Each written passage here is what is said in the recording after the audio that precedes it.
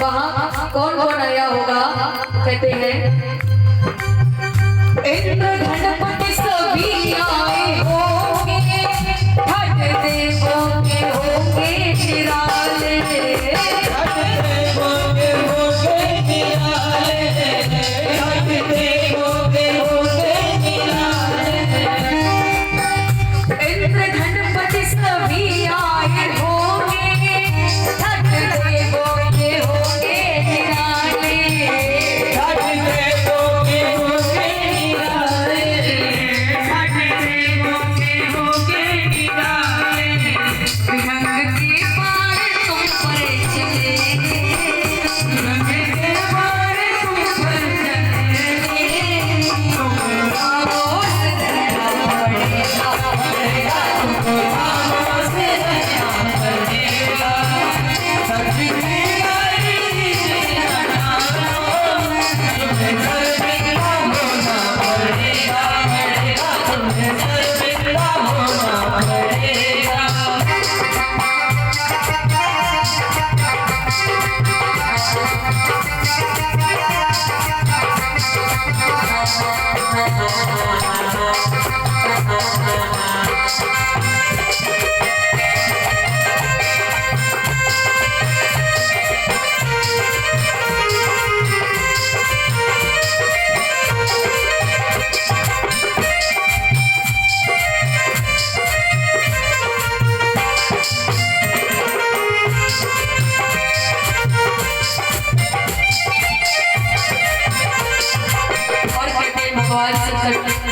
आप जो कहते हैं ना मेरे पिताजी मुझे बहुत स्नेह करते हैं, तो यदि आपके पिताजी आपको स्नेह करते हैं तो क्या करते हैं? जो समझते थे तुमको पिताजी, तेरे मन है क्यों ना बुलाया, बुलाया तेरे मन है क्यों ना बुलाया, तेरे मन है क्यों ना बुलाया। जवाब कहाँ जाओगी? देख तुमको उन्हें होगी नफरत, देख तुमको उन्हें होगी नफरत, दिल में छुपाना पड़ेगा, पड़ेगा दिल में छुपाना पड़ेगा, पड़ेगा दिल में छुपाना पड़ेगा।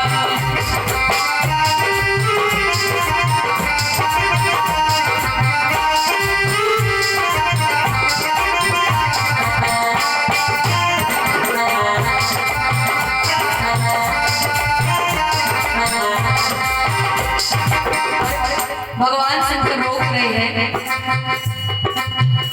खूब रोका है शिव ने सती को, नहीं मानी पिता घर को चलती, खूब रोका है शिव ने सती को, नहीं मानी पिता घर को चलती। तो बोले भगवान ने अंत में कह दिया, और क्या कह दिया?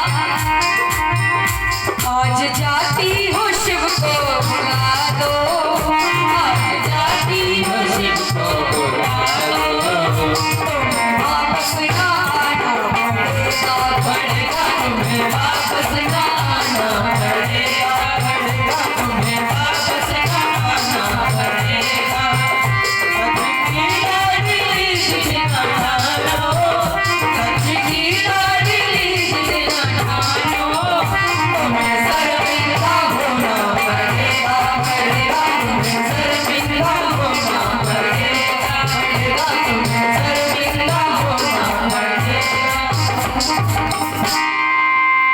भगवान शंकर ने समझाया लेकिन नहीं माना। तो सती जी ने कहा स्वामी फिर आप रहने दो, मैं तो अवश्य जाऊंगी। तो सती जी चल दी, तो भगवान शंकर तो बैठ गए। अब सती जी 10 कदम बाहर को चली, मन बदल गया, सोचा बिना पति की आज्ञा के जाना भी ठीक नहीं। फिर वापस आ गई और बोली स्वामी मुझे बता दो मैं चली जाऊं। भोले बाबा ने बोलना ही बंद कर दिया, क्योंकि सती मरण दोनों पक्षों में नजर आ रहा है। अगर जाने दिया तो वहां हमारा अपमान नहीं देख पाएंगी, पता नहीं क्या कर बैठेंगी, और रोक लिया तो कहीं पिताजी के वियोग में यही ना प्राणों को छोड़ दें। तो भोले बाबा ने बोलना ही बंद कर दिया। अब सती जी 10 कदम बाहर जाती हैं, 10 कदम अंदर आती हैं। जब पिता का पक्ष प्रबल होता है तो बाहर को भागती हैं, जब पति का पक्ष प्रबल होता है तो वापस अंदर आ जाती हैं। भोले बाबा ने सोचा चलो नेत्र खोल के देख लें, क्या चली गई। जैसे ही नेत्र खोल के देखा आती हुई नजर आई, तुरंत नेत्र बंद कर ली। अब सती जी कह रही है स्वामी मुझे बता दो, नहीं बोल रहे। अंत में सती जी ने निर्णय ले ही लिया कि मैं तो जाके रहूंगी। अब की बार काफी दूर निकल गई, नेत्र खोल के देखा जाती हुई नजर आई। तुरंत गणों को आदेश दिया जाओ सम्मान के साथ सती जी को लेकर यज्ञशाला में पहुंचो। तमाम प्रसव सती जी के साथ चल देते हैं। बोले शंकर भगवान की बताते हैं सती जी यज्ञशाला में पहुंचती हैं, पिताजी के यहाँ पहुंचती हैं। और हुआ क्या कि पहुंची पर दाद नहीं पहुंची, पहुंची बहने इठलाई हुई।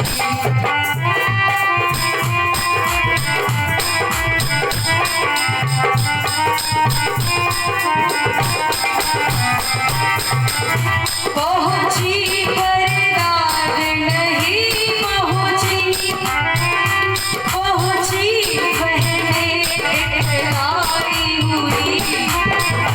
पूछी न पिता ने बात तलब, मैया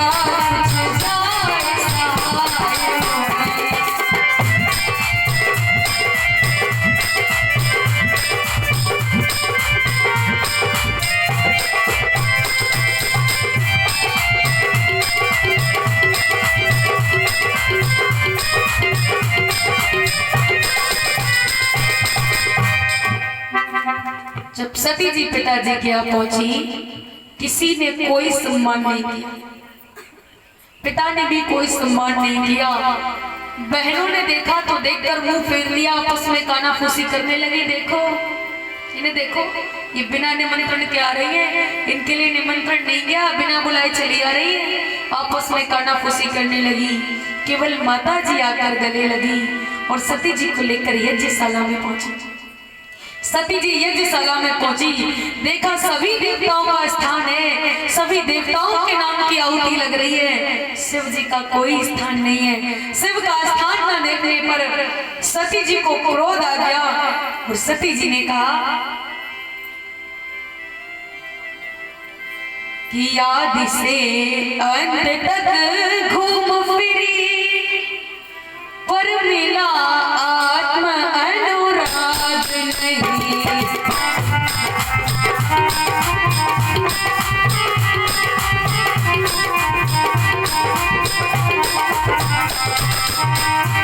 आदि से अंत तक घूम फिरी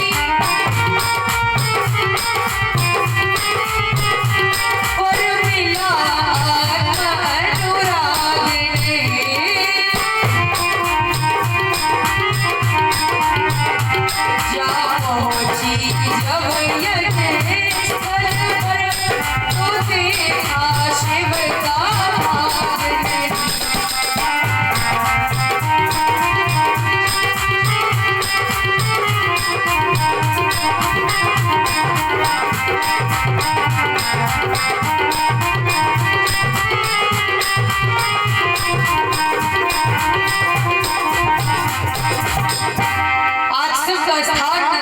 पर सती जी को क्रोध आ गया। क्रोध में भरकर लड़खड़ाती हुई वाणी से अपने पिताजी से बोली, अहो जिनका 2 अक्षर का पवित्र नाम, अरे सिर्फ एक बार भी वाणी से जपने पर मनुष्य मात्र के समस्त पाप भस्म हो जाते हैं और उन्हीं पवित्र कीर्ति मंगल में भगवान से आप द्वेष करते हैं। अवश्य ही आप अमंगल रूप हैं। अरे मुझे दुख है जो मेरा ये शरीर शिव विरोधी से उत्पन्न है, इसीलिए मैं इस शरीर को ही त्यागा। और शिव का अर्थ आपको पता है क्या होता है? शिव से यदि ई की मात्रा हटा दी जाए तो सब हो जाता है। सब माने मृतक के समान, फिर कुछ बचने वाला नहीं है। और उन्हीं पवित्र कीर्ति मंगल में भगवान शिव से आप द्वेष करते हैं, इसीलिए मैं इस शरीर को ही त्यागा। इतना कहकर सती जी उत्तर दिशा की ओर मुंह करके बैठ गई। अपने पति शिव का ध्यान करते हुई प्राण और अपान को समकर नाभि चक्र से प्राण चक्र को उठाकर अनंत और विशुद्ध चक्र में गई। सती जी का शरीर योग अग्नि से जल उठा कि सती मरत हरि सनवर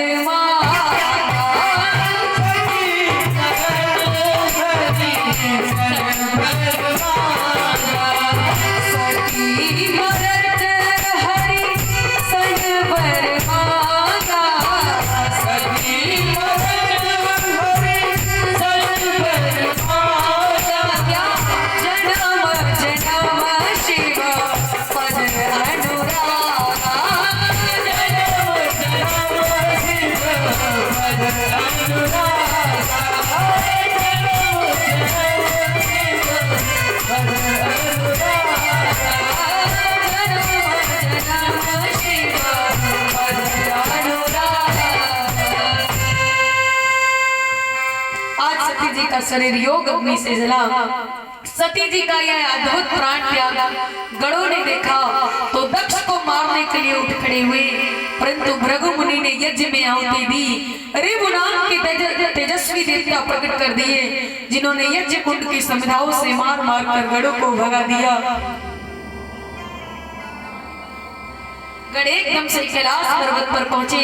त्राहिमाम प्रभु रक्षा करो। भगवान शंकर ने कहा क्या हुआ? सारा वृतांत कह सुनाया। इस तरह से सती जी ने अपने प्राणों को छोड़ दिया। जब भगवान शंकर ने सुना, भगवान शंकर को क्रोध आ गया।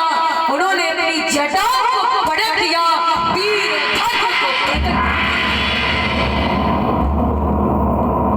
जैसे ही वीरभद्र प्रकट हुआ, ये हाथ जोड़कर भगवान शंकर से बोला, प्रभु क्या आज्ञा है? भगवान शंकर ने कहा, वीर तुम मेरे ही अंश हो, शीघ्र जाओ, जाकर दक्ष के यज्ञ को विध्वंस। आज ये तूफान की तरह से चलता है। बताते हैं जाते ही जाते यज्ञशाला को चारों किसी ने यज्ञ मंडप तोड़ा, किसी ने बांस उखाड़े। यज्ञ में भगदड़ मच गई, बागशाला तहस नहस हो गई। और उसने किया क्या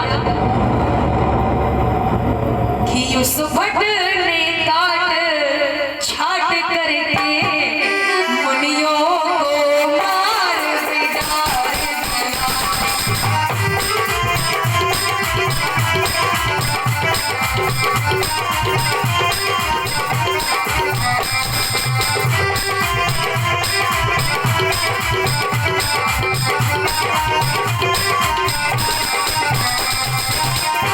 उस भट ने काट छाट करके मुनियों को मार बिगाड़ दिया।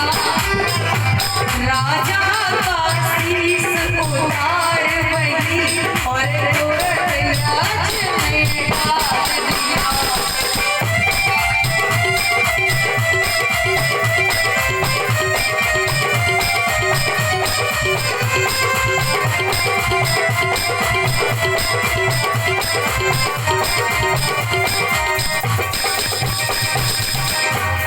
आज उसने भृगु मुनि की दाढ़ी मूछ को नोच लिया, पूसा के दांत तोड़ दिए और अत्यंत कुपित होकर दक्ष के सर को काट कर अग्नि कुंड में डाल दिया और अग्नि प्रज्वलित कर दी। यज्ञ विध्वंस हो गया और वो कैलाश पर्वत के लिए वापस हो गया। बोले शंकर भगवान की आज यज्ञ विध्वंस हो गया। वैसे यज्ञ विध्वंस क्यों हुआ? यज्ञ का अर्थ आपको पता है क्या होता है? यज्ञ का अर्थ होता है देव पूजा, संगतिकरण और दान। देव पूजा यानी सभी देवताओं की पूजा, संगतिकरण यज्ञ में आने वाले का स्वागत और दान। तो दक्ष के ये तीनों नियम गड़बड़ हो गए। कैसे? पहला, सभी देवताओं की पूजा तो भगवान शंकर की कोई पूजा नहीं। दूसरा, संगतिकरण यज्ञ में आने वाले का स्वागत तो सती जी का कोई स्वागत नहीं। जब दो नियम गड़बड़ हो गए फिर तीसरा पूरा कैसे होता? यज्ञ विध्वंस हो गया।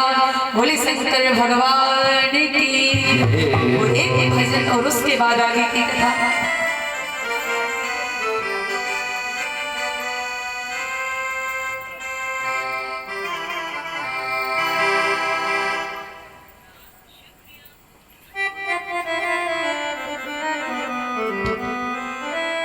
कि जब से देखा तुम्हें जाने क्या हो गया,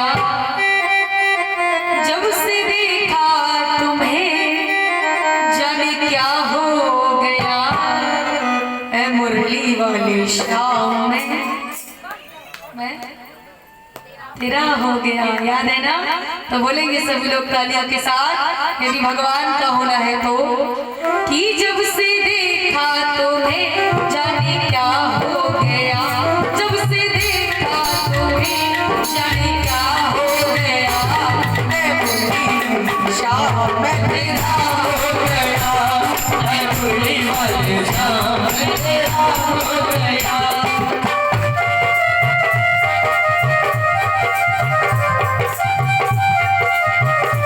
जाने क्या हो गया, मुरली वाली शाम में तेरा हो गया।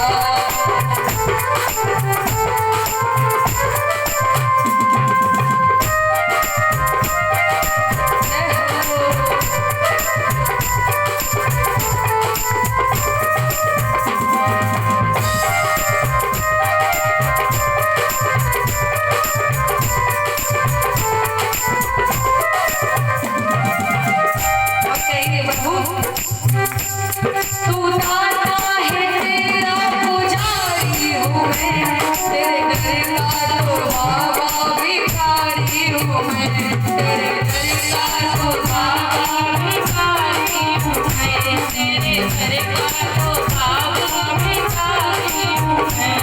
तू दाता है तेरा पुजारी हूँ मैं, तेरे घर का तो बाबा भिखारी हूँ मैं, तेरे घर का तो बाबा भिखारी हूँ मैं।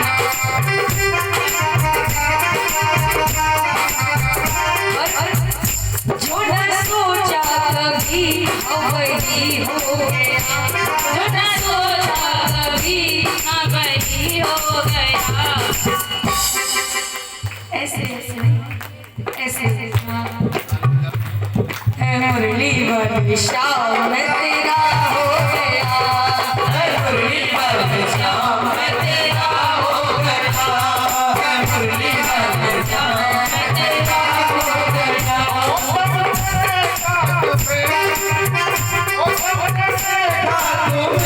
जाने क्या हो गया, मुरली वाली शाम में तेरा हो गया, मुरली वाली शाम में तेरा हो गया।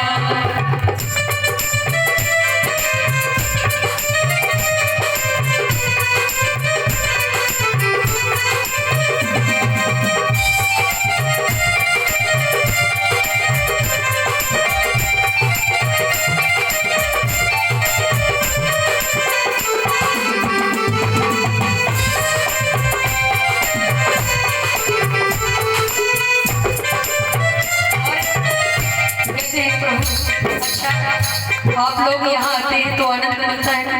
हाँ मिलता है। तो कहेंगे प्रभु तेरे दरबार की भी अजब शान है, जो भी देखे वही तुझ पे कुर्बान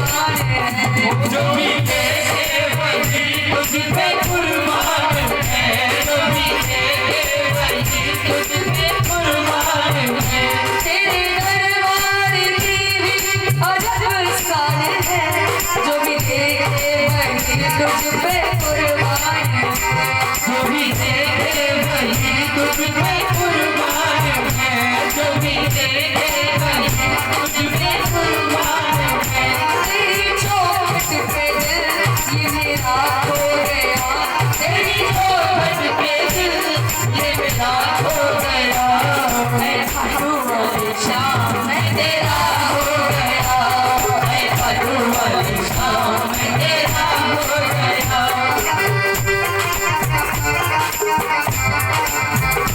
जो न सोचा कभी अब ही हो गया, जो न सोचा कभी अब ही हो गया। मैं परुमल श्याम मैं तेरा हो गया, मैं परुमल श्याम मैं तेरा हो गया, मैं परुमल श्याम मैं तेरा हो गया, मैं परुमल श्याम मैं तेरा हो गया। बोले सावरे सरकार की, भक्त वत्सल भगवान की। लग रहा है कुछ लोग को ज्यादा सर्दी लग रही है, हाथ रजाई के अंदर डाले हुए एक बार कम से कम ऊंचे ऊंचे हाथ लगा के जयकार तो लगा दो। बोले गोविंद भगवान की जय, भक्त वत्सल भगवान की जय। अब मालूम पड़ा कि आनंद विहार में कुछ है। तो आइए मैं अपनी वाणी में विराम देती हूँ। आगे की कथा आप हमारे पिताजी की मधुर वाणी के द्वारा श्रवण करेंगे। इति ओम।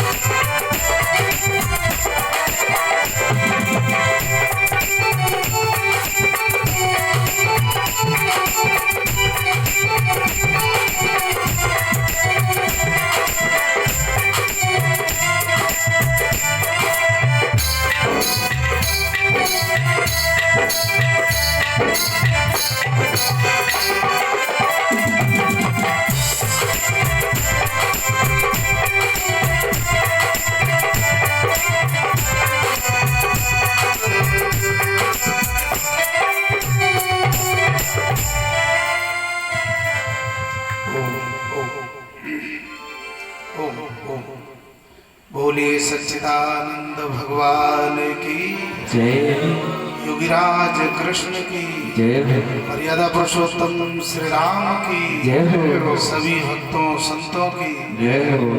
ट्रैवल बना तो थोड़ी आवाज इसकी।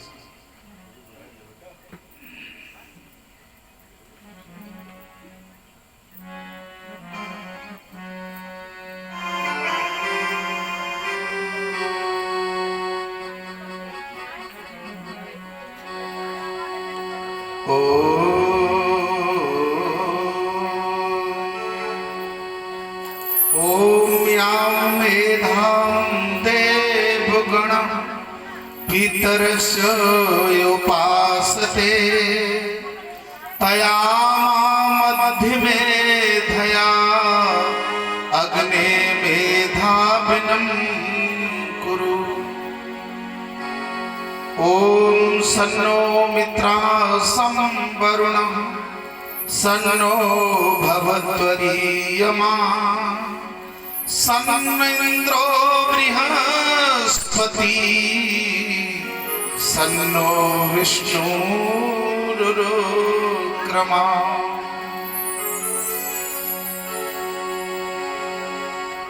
सरस्वते नमो नित्यं भद्रकाले नमो नमः। वेद वेदांत वेदांग विद्यास्थाने एव च।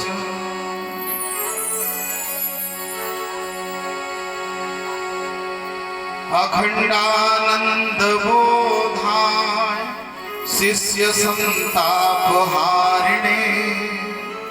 सच्चिदानंद रूपाय तस्मै श्री गुरवे नमः। तो तीनों कालों का जिसे और पूरा यथावत ज्ञान है, सारी सृष्टि में प्रतिष्ठित बस वही भगवान है। और है स्वयं सुख रूप केवल, ओम जिसका नाम है श्रद्धा समेत उस ब्रह्म को कोटि कोटि प्रणाम है। अपनी छाया में भगवन बिठा ले मुझे, अपनी छाया में भगवन बिठा ले मुझे, मैं हूँ तेरा तू अपना बना ले। अपनी छाया में भगवन बिठा ले मुझे, मैं हूँ तेरा तू अपना बना ले मुझे। अपनी छाया में भगवन बिठा ले मुझे, मैं हूँ तेरा तू अपना बना ले मुझे। मैं हूँ तेरा तू अपना बना ले मुझे, मैं हूँ तेरा तू अपना बना ले मुझे, मैं हूँ तेरा तू अपना बना ले मुझे। मैं हूँ तेरा तू अपना बना ले मुझे। अपनी छाया में भगवन बिठा ले मुझे, अपनी छाया में भगवन बिठा ले मुझे, मैं हूँ तेरा तू अपना बना ले मुझे। अपनी छाया में भगवन बिठा ले मुझे, मैं हूँ तेरा तू अपना बना ले मुझे। मुझे गम में न गम ना खुशी में खुशी, हो अंधेरा भी मेरे लिए रोशनी, हो अंधेरा भी मेरे लिए रोशनी, हो अंधेरा भी मेरे लिए रोशनी। जब पलक में जीऊं आसमां ले मुझे, जब पलक में जीऊं आसमां ले मुझे, मैं हूँ तेरा तू अपना बना ले मुझे। अपनी छाया में भगवन बिठा ले मुझे, मैं हूँ तेरा तू अपना बना ले मुझे।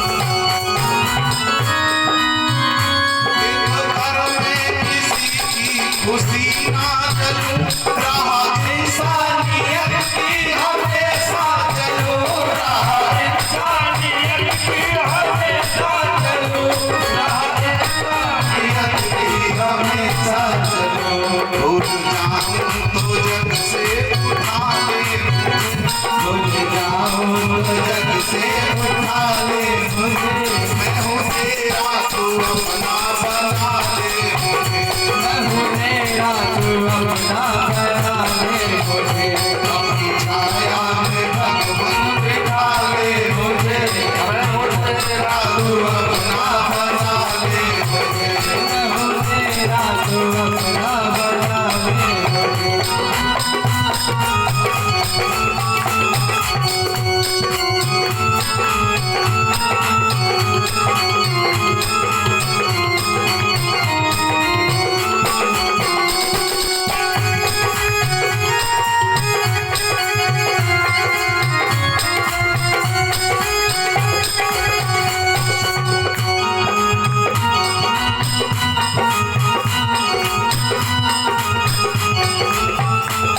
अपनी छाया में भगवन बिठा ले मुझे, मैं हूँ तेरा तू अपना बना ले मुझे। मैं हूँ तेरा तू अपना बना ले मुझे, मैं हूँ तेरा तू अपना बना ले मुझे।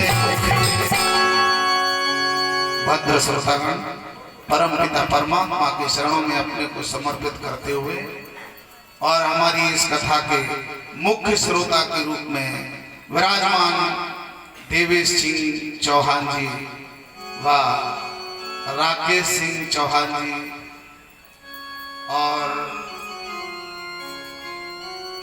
खास तौर से हमें यहाँ लाने में विशेष मेहनत करने वाले भाई पंकज सिंह और बा हमारे भैया लाल जी, हमारे साथीगण, दूर दराज से आए हुए धर्म प्रेमी सज्जनों, आदर के योग्य बुजुर्गों, प्यार करने योग्य बच्चों, सीता अनुसुईया अपाला गार्गी दमयंती किरणमयी पद्मावती के समान इस सुमात्र भूमि पर पलने योग्य वंदनीय मातृशक्ति, बड़े परम सौभाग्य की बात और सौभाग्य नहीं बल्कि हजार भाग्य की बात और हजार भाग्य नहीं बल्कि लाख भाग्य की बात जो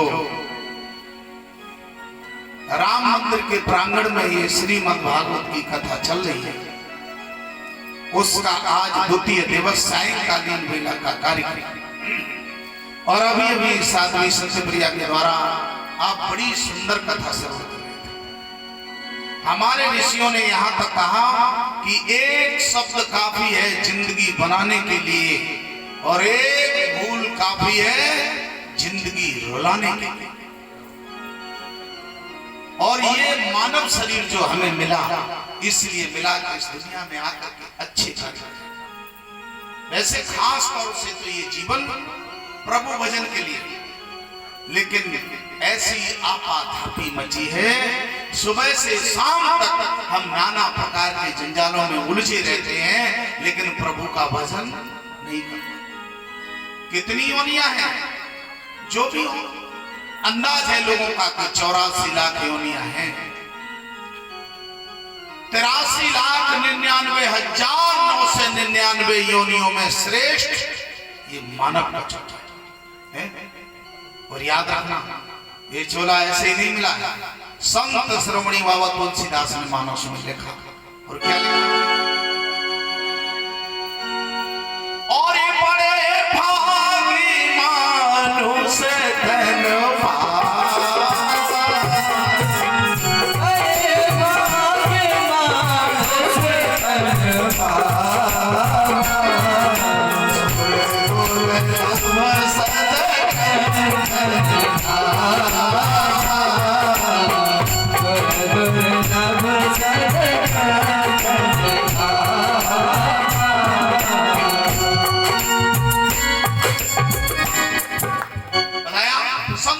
बाबा तुलसीदास ने मानस में लिखा, बड़े भाग्य मानुष तन पावा। न जाने हमने कितने अच्छे कार्य किए और बार बार परमात्मा से प्रार्थना की, प्रभु एक बार हमें मनुष्य बनाओ, देखना हम करें कितना बढ़िया है।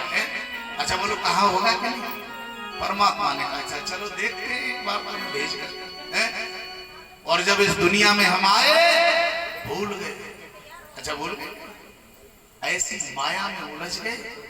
देखो तुम्हें समय कितना दिया है, तुम लोग इतना समय नहीं दे सकते। तुम्हारे यहाँ जो चुनाव होता है तुम केवल और केवल 5 वर्ष का समय देते हो। 5 वर्ष बाद कहते हटो तुमने बढ़िया काम नहीं किया, हम तुम्हें बदलेंगे। बदल देते हो कि नहीं बदल देते?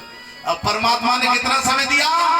100 वर्ष का समय। जाओ 100 वर्ष के लिए भेज रहे हैं, लेकिन बात दुख तो इस बात का है कीट पतंगे पशु पक्षी ईश्वर को समझते हैं। आप देख लेना, मनुष्य को छोड़कर जितने जीव हैं वो सर झुकाकर चलते हैं। अच्छा बोलो चलते कि नहीं? सर्प तो अपना सर जमीन से रगड़ कर चलता है। हाथी इतना बड़ा है मगर उसकी भी गर्दन नीचे झुकी है, सूंड को नीचे डाला है। पशु आदि सब जितने पशु पानी पीते हैं सर नीचे झुकाकर। वारे मनुष्य, जब तुझे मानव का चोला मिल गया, आहा क्या हुआ? इस कलयुग का मनुष्य मंदिर में सर झुकाना तो छोड़ दो, अरे भले आदमी पानी पीते भी समय सर नहीं झुकाता। अब तो ऊपर काम चलता है। आहा क्या जीवन है। कान खोलकर सुन लो, कभी भी सर उठाकर जल नहीं पीना चाहिए। 40 रोग प्रवेश करते हैं शरीर। हमेशा गर्दन नीची करके अगर पहले तो खड़े होकर ही नहीं पीना चाहिए, और खड़े होकर भी पियो तो गर्दन झुका लो तब चल पियो। लेकिन आप तो ये बैठ के पिए या खड़े होकर, ऊपर गर्दन झुकाना ही नहीं चाहता है। बड़े भाग्य मानुष तन पावा है। अच्छा, आप लोगों से पूछ लें, इस मनुष्य के अंदर क्या विशेषता है? अरे मनुष्य की कोई पूजा तो करता नहीं, हमारे यहाँ गाय की पूजा होती है, तो बाबा तुलसीदास लिख देते कि बड़े भाग्य गाय तन पावा है। नहीं लिखा, गाय का बढ़िया नहीं है जीवन। गणेश जी की पूजा होती है तो लिख देते बड़े भाग्य हाथी तन पावा, नहीं लिखा। शेर बड़ा ताकतवर होता है, लिखते बड़े भाग्य सिंह तन पावा, नहीं लिखा। क्या लिखा? बड़े भाग्य मानुष तन पावा। अगर आप उन लोगों से पूछ लें कि इस मनुष्य के अंदर क्या विशेषता है, जो बाबा तुलसीदास ने लिखा कि बड़े भाग्य मानुष तन पावा, मालूम है किसी को? हमारी गुजरात में कथा चल रही, एक सज्जन बोले महाराज आप बताएं, हमने खड़े हो जाओ। हमने कहा क्या विशेषता है? बोले मनुष्य के अंदर बुद्धि सबसे ज्यादा होती है। अच्छा ऐसी बात है? हमने कहा बैठ जाओ, आपने अपना उत्तर दे दिया। हमने कहा मनुष्य के अंदर बुद्धि सबसे ज्यादा बढ़िया बुद्धि होती है। अगर हमें कोई पूछ ले तो मनुष्य से बढ़िया बुद्धि तो बुद्धिया की पिल्लों की होती है। अब आप लोग सोच रहे होंगे ऐसे कैसा हो सकता है? अगर नहीं हो सकता तो प्रैक्टिकल करो। एक कुतिया के 3 पिल्ले हैं या 2 पिल्ले हैं, जो भी है 4 हैं, और मान लिया आपके ही घर में वो रह रहे हैं, आपने उन्हें रोटी डाल दी, वो खा रहे हैं, 4 पिल्ले रोटी खा रहे हैं, उनकी माँ भी बैठी। अगर तुम्हारे दरवाजे पर कोई दूसरा कुत्ता आ जाए या कोई गलत व्यक्ति आ जाए, आप उंगली उठाएं और कह दे सीटू, सही बताना 1 पिल्ला जाएगा या 4 जाएंगे? हमारे परिचित महाराज कह रहे 4 जाएंगे, बिल्कुल सही बात है, 4 ही जाएंगे। आपने 1 को बाज दी, 4 दौड़ पड़ेंगे, दरवाजे पर भौंकेंगे, उसे खदेड़ने की कोशिश करेंगे। बोलो करेंगे कि नहीं? और जब आप बुलाओगे सीटू, 4 ही आ जाएंगे तुम्हारी आवाज में। बोलो बात सही है? ये किसकी बुद्धि है? ये कुतिया के पिल्लों की। अब तुम अपनी बुद्धि देख लो, तुम्हारी बुद्धि क्या है?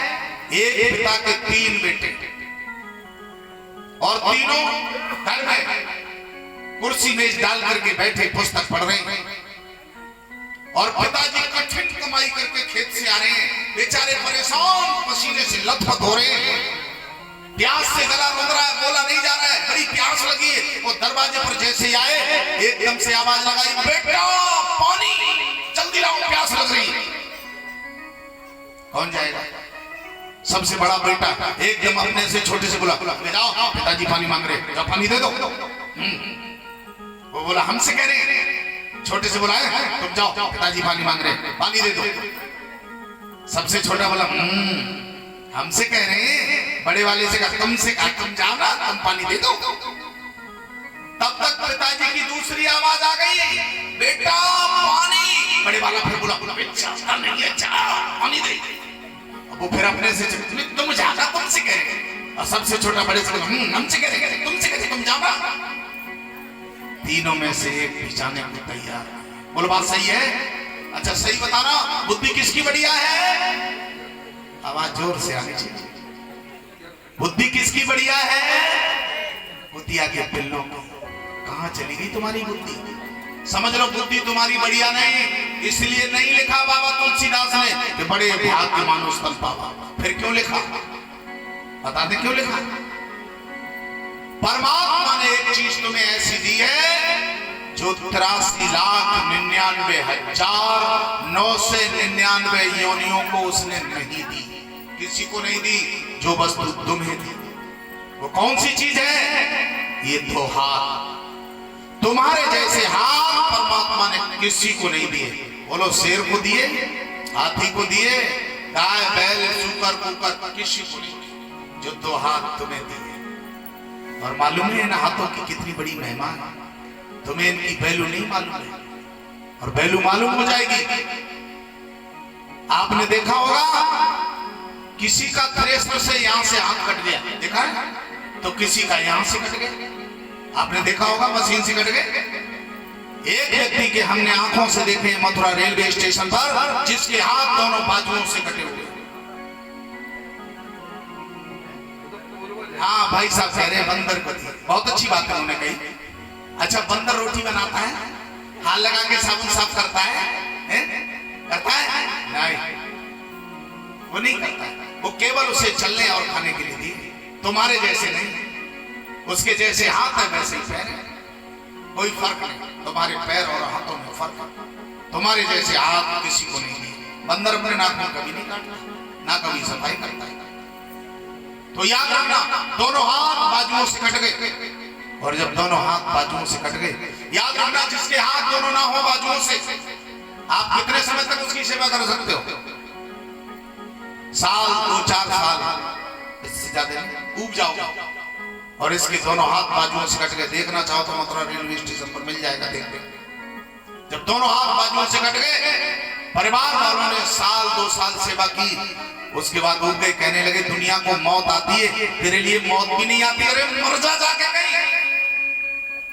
ये दुखी हो गया, सोचने लगा अब क्या करें। अब कोई सेवा करना नहीं चाहता। इसने सोचा किसी से क्या कहे, और इसने एक दिन रात में घर छोड़ दिया। घर को छोड़ करके शहर में चला गया। अच्छा पेट तो भरना पड़ेगा। ये रोड पर बैठ गया, सामने कटोरा रखा है, आने जाने वालों से भीख मांगता है। बाबूजी इसमें कुछ डालो। हाथ तो है नहीं, ना इशारा कर सकता है ना कुछ। जब कोई आता है तो पैर की ठोकर मार के कटोरा आगे बढ़ा देता है। बाबूजी इसमें कुछ डालो।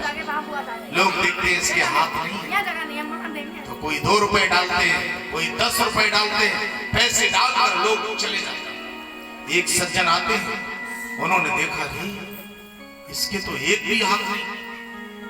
देखकर दुखी हो, एकदम से 50 का नोट निकाला और कटोरे में डाल दिया। और उसी के पास बैठे बड़े प्रेम से बोले, भैया एक बात बताओ, तुम्हारे हाथ तो है नहीं? बोला नहीं। कि इस पैसे का क्या करते हो? ये कहने लगा, इस पैसे को मैं होटल वाले के पास ले जाता हूं। कहने लगे जब हाथ ही नहीं तो तुम कैसे ले जाते हो? इसकी आंख में आंसू आता, रो पड़ा। कहने लगा मत पूछो। जैसे कुत्ता किसी बर्तन को अपने मुंह में दबाता है, और कुत्ते की तरह इस कटोरे को मैं मुंह में दबा करके उस होटल वाले के काउंटर पर रख देता। बोले वो क्या करता है? बोला वो इसमें से पैसे पलट लेता है और इसमें रोटी सब्जी डालता है। बोला फिर आप कैसे खाते हो? कहने लगा वो मुझे रोटी नहीं खिलाता, उसके पास इतना समय नहीं होता। मैं इस कटोरे को कुत्ते की तरह मुंह में दबा करके यही रोड पर रख लेता हूँ और आने जाने वालों से प्रार्थना करता हूँ, भैया अरे कोई मुझे रोटी खिलाओ, कोई मुझे रोटी खिलाओ। तो कोई मुझे एक रोटी खिलाकर चला जाता है, कोई आधी रोटी खिलाकर चला जाता है। सब जल्दी में होता है। सुनने वाले की आंख में आंसू। कहा रोटी तो तुम इस तरह से खा लेते हो, लेकिन एक बात बताओ पानी कैसे? और जिस समय पानी का नाम लिया ये व्यक्ति रो पड़ा। कहने लगा कुछ मत पूछो, जब मुझे प्यास लगती है मैं दौड़ करके उसी होटल वाले के पास जाता हूँ, वो मुझे पानी नहीं पिलाता। उसने जमीन के अंदर एक गड्ढा बना दिया है, वो सीमेंट का गड्ढा होता है, उसके ऊपर से तख्ती पड़ी होती है। मैं पैर की ठोकर मार करके तख्ती को हटा देता हूँ और जमीन पर लेट करके पशु की तरह उस गड्ढे में मुंह डाल करके पानी पी ले। सुनने वाला लोग कहने लगा हाथों के बिना तुम्हारी ये दशा का। एक बात बताओ, रात में तुम्हें मच्छर भी सताते होंगे? कहने लगा मैं सारी रात बेलन की तरह इधर से उधर लुढ़कता रहता हूँ, मेरा शरीर छिल रो पड़ा। उसने कहा प्यारे मुझे एक बात और बता दो। जैसे ही अगली बात पूछना चाहता था ये एकदम से चीख पड़ा। कहने लगा सावधान, मैं आगे की बात नहीं बता सकता। और इसने अपना सर जमीन पर पटक दिया। कहने लगा मेरे लिए मौत भी नहीं आती, मैं मर जाता। ये जिंदगी नर्क से बढ़ गई। कहने लगा मैं किसी वाहन से एक्सीडेंट करना चाहूं, लोग मेरा एक्सीडेंट भी नहीं करते, मुझे देख के ही वाहन रोक लेते। मैं जल में डूबना चाहूं, लोग मुझे पकड़ लेते। मैं जीना नहीं चाहता। वो दुनिया के लोगों विचार, अगर इस शरीर में से दो हाथ निकाल दिए जाएं, बोलो क्या बचेगा? जीवन कैसा होगा? तुम्हारी बुद्धि का क्या होगा? धन्यवाद उस परमात्मा का करो जिसने तुम्हें दो हाथ दिए और जिनके हाथ नहीं है।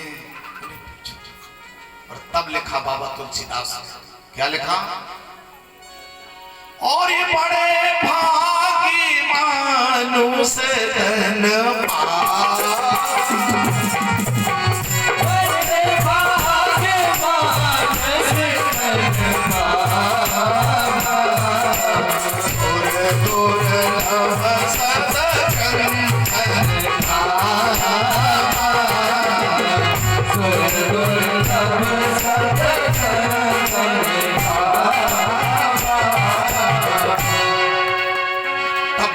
तुलसीदास ने बड़े मानुष सुर दुर्लभ सदग्रंथ नकामा, जिसके लिए सब देवी देवता तक तरस रहे हैं।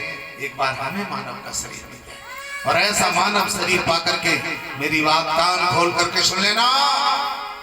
जिन्हें मनुष्य का शरीर मिला, तुमने क्या किया?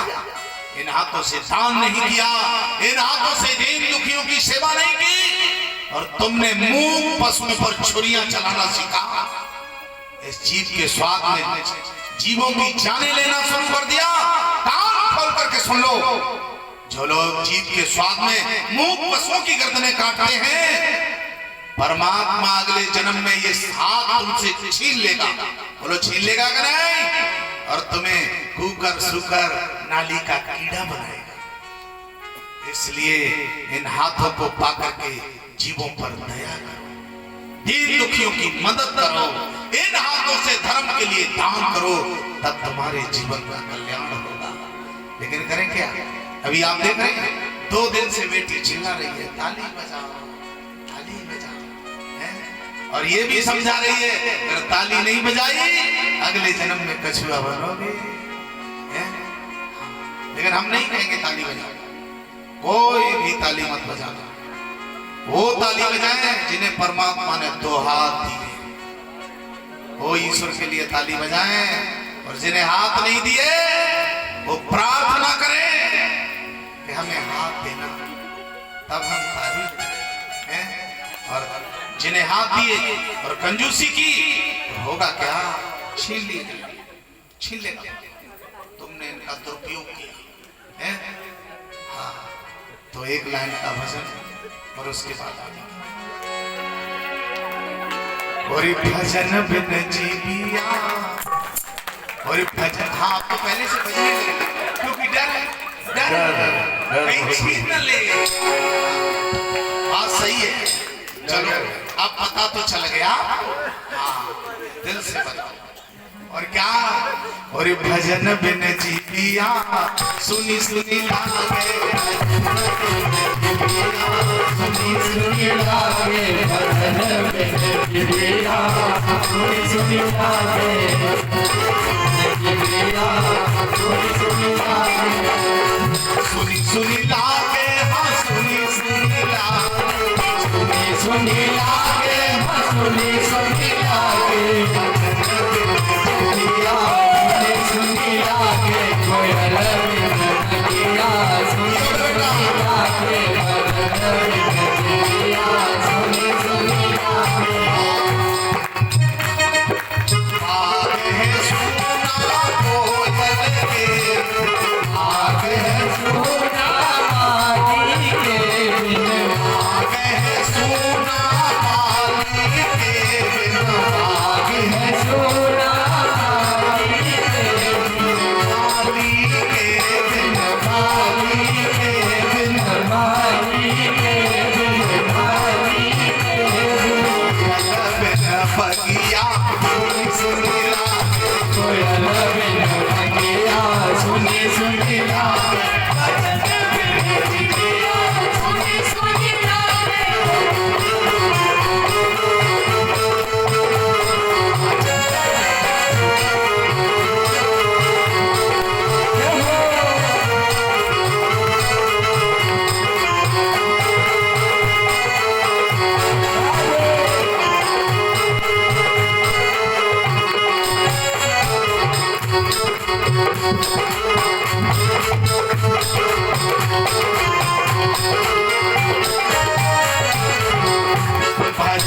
बिन चिड़िया सुनी सुनी लागे भजन बिन चिड़िया सुनी सुनी लागे भजन बिन चिड़िया सुनी सुनी लागे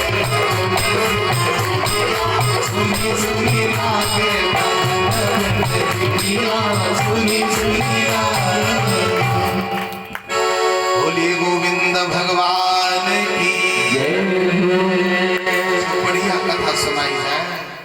पांडाल में मत छोड़ देना, घर में जाकर के पड़ोसियों को सभी को बताना और समझाना, अच्छी बात को अपने जीवन में उतारना, तब कल्याण होगा। आगे बड़ी सुंदर कथा। परीक्षित महाराज, कथा कहाँ पर चल रही थी? हाँ, बहुत सुंदर, याद है। हाँ, सती जी ने जब अपना शरीर त्यागा और दूसरा जन्म कहाँ हुआ? राजा हिमांचल के यहाँ। और इनकी माता जी का नाम क्या है? मैना। यहाँ किसकी बेटी है? मैना की। और वहां किसकी बेटी थी? दक्ष की। और दक्ष का जब सिरोच्छेदन हुआ तो सर किसका लगाया गया? बकरे का। और बकरा कैसे बोलता है? मैं, यानी अहंकार का प्रतीक है। मैं करता है ना। यहाँ तो अहंकार की बेटी है और वहां किसकी बेटी है? मैना। मैना, मैना, अहंकार शून्य, अब कोई अहंकार नहीं। मैना, मैना है या अहंकार की बेटी है और वहां मैना की बेटी है, अहंकार शून्य। और जब ये समाचार किसे पता चला? ऋषि नारद। और क्या पता चला? कि सती जी का प्राकट्य हो गया। तो क्या हुआ? और नारद समाचार सब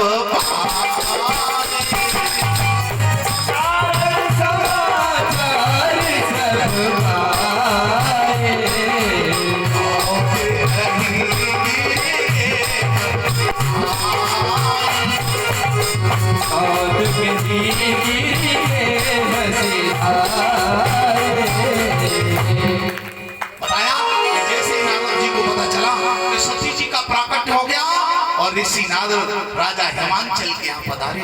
और जैसे राजा हिमांचल ने ऋषि नारद को देखा, एकदम से आसन छोड़ दिया, ऋषि राज को प्रणाम किया। आइए, अहो भाग्य जो आपका पदार्पण हुआ। ऋषि राज के चरण स्पर्श किए, ऋषि ने आशीर्वाद दिया, आयुष्मान भव जीवेन शरदा सत। और उच्च आसन पर बैठा दिया। अपनी देवी जी को बुलाया, कहा देवी जी ऋषि राज का पदार्पण हुआ है, ऋषि के चरण स्पर्श करो, आशीर्वाद लो। और मैना ने जिस समय चरण स्पर्श किए, ऋषि नारद ने आशीर्वाद दिया। मैना हाथ जोड़कर बोली, बाबा मैं बड़ी सौभाग्यशाली, मैं परम सौभाग्यशाली, मैं बड़ी सौभाग्यवती। ऋषि नारद कहने लगे, देवी बात तो ठीक है, लेकिन अपने मुंह से अपनी प्रशंसा नहीं करना चाहिए। ये तुम्हें नहीं कहना चाहिए कि मैं बड़ी सौभाग्यशाली। मैंने बोली, नहीं बाबा आप नहीं समझ रहे मेरी बात, मैं क्यों कह रही हूँ? बताओ क्यों कह रही हो? कहने लगी, बाबा इसलिए नहीं, मैं इसलिए कह रही हूँ कि बाबा मेरे घर में बेटी का जन्म हुआ है, इसलिए कह रही है। मैं ना कह रही हूँ, मैं इसलिए कह रही हूँ मैं बड़ी सौभाग्यशाली कि मेरे घर में बेटी का जन्म हुआ है। ऋषि नारद ने कहा, फिर तो तुमको यही कहना चाहिए, बेटी का जन्म हुआ है और तुम कह रही है मैं बड़ी सौभाग्यशाली जो मेरे घर में बेटी का जन्म हुआ। ये बिल्कुल ठीक कह रही हो, आपको यही कहना चाहिए। आपने सुना मैना क्या कह रही है? बेटी का जन्म हुआ है इसलिए मैं बड़ी सौभाग्यशाली हूँ। अगर आज किसी के घर में बेटी का जन्म हो जाए तो माँ को नहीं, नानी को बुखार आ जाए। हाँ, नानी तक को बुखार आ जाए। बताइए, ये हाल है। बेटी के नाम से डर लगता है। ये सृष्टि बेटियों पर थमी हुई है, याद रखना। और आज हम ये देखते हैं बेटियों की बढ़िया सेवा नहीं हो रही है। देखो, बड़े कम परिवार हैं जिनमें बेटियों को बढ़िया सेवा मिल रही है। याद रखना, बेटे का जन्म एक शरीर से एक बार होता है और बेटी का जन्म एक शरीर से दो बार होता है। एक तो पिता के घर में और फिर दूसरा जन्म होता है ससुराल, उसे दूसरा परिवार मिलता है।